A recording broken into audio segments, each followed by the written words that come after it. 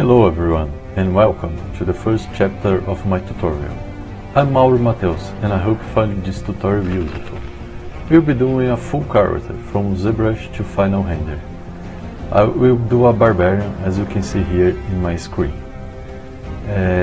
I won't be focusing on one concept only, but I will look in this general direction. This program is called PureHef. It's a free software that you can download for free. Sorry.